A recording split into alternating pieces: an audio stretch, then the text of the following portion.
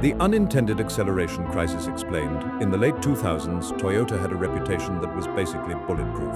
Reliable, safe, boring in the best possible way. You bought a Toyota because you didn't want drama. And then, Toyota accidentally became one of the biggest automotive controversies in modern history. Because suddenly drivers were reporting something terrifying. Their cars were accelerating on their own, and they couldn't stop them. Not metaphorically, not I pressed the wrong pedal.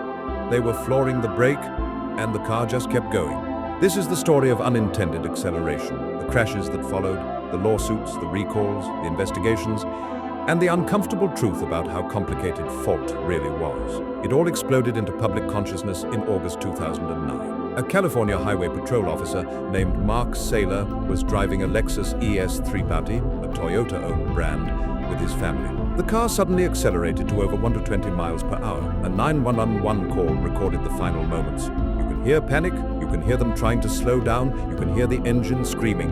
Moments later, the car crashed. Everyone inside was killed. That call shocked the country. And suddenly, Toyota wasn't boring anymore. At first, Toyota said the problem was floor mats. Specifically, thick or improperly installed all-weather mats that could trap the accelerator pedal. And to be fair, this was real. Some vehicles did have pedals that could get stuck under stacked or unsecured mats. Toyota issued a recall.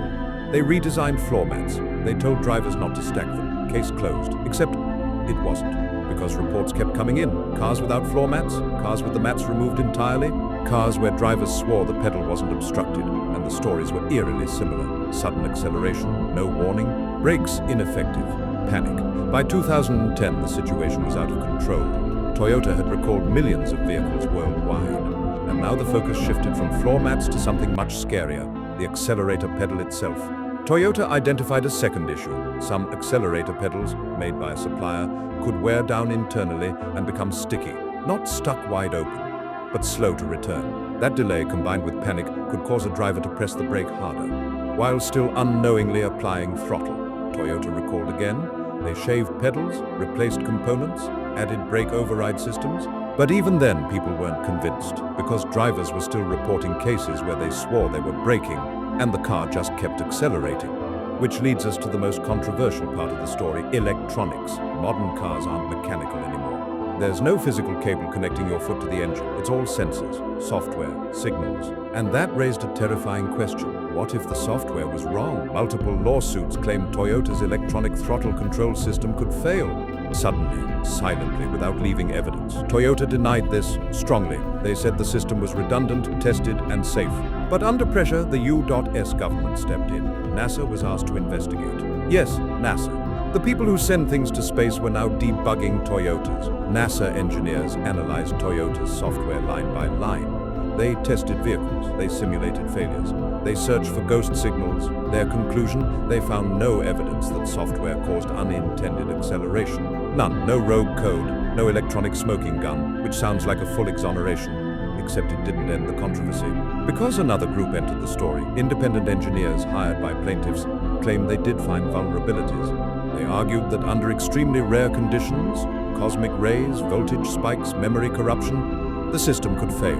Toyota responded, these scenarios were theoretical, unproven, never replicated in real-world driving, and now we had a stalemate.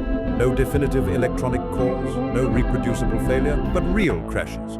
So what was actually happening? This is where things get uncomfortable, because a massive portion of the incidents were ultimately attributed to pedal misapplication. In plain English, people accidentally pressed the accelerator instead of the brake, and before you roll your eyes, this isn't stupidity. This happens more than you think, especially in high-stress situations, older drivers, vehicles with quiet engines, panic scenarios.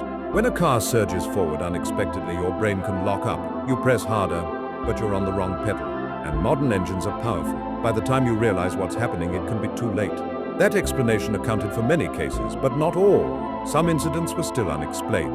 And from a public trust perspective, we don't know is a terrible answer. In 2014, Toyota agreed to pay $1.2 billion to settle a U.S. criminal investigation. Not because they admitted the cars were defective, but because prosecutors argued Toyota misled consumers and regulators by downplaying safety concerns.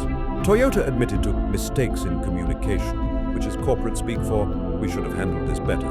Let's pause here, because this matters. Toyota was not found guilty of designing a car that randomly accelerates. they were punished for how they responded. Slow recalls, confusing explanations, inconsistent messaging. In a crisis involving fear, hesitation is fatal. After the recalls, Toyota made sweeping changes. They added brake override systems, so braking always cancels acceleration. They redesigned pedals, improved software monitoring, overhauled internal safety culture. Ironically, Toyota's cars became safer than ever, but the damage was done. The phrase Toyota acceleration became shorthand for corporate failure. So what's the truth? Here it is, and it's unsatisfying. There was no single cause. The crisis was a perfect storm of floor mat entrapment, sticky pedals, human error, panic, poor communication, media amplification, legal pressure, and fear.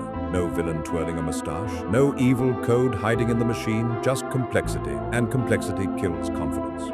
This story is important because it shows how modern systems fail, not with explosions, not with obvious defects, but with ambiguity. When technology becomes too complex to explain simply, trust collapses. And once trust is gone, facts struggle to catch up. Today, unintended acceleration cases still happen across many brands.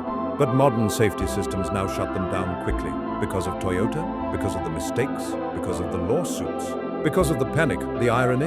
Toyota is still one of the most reliable automakers in the world. They survived, but the lesson remains. When a machine scares people, the explanation matters as much as the fix.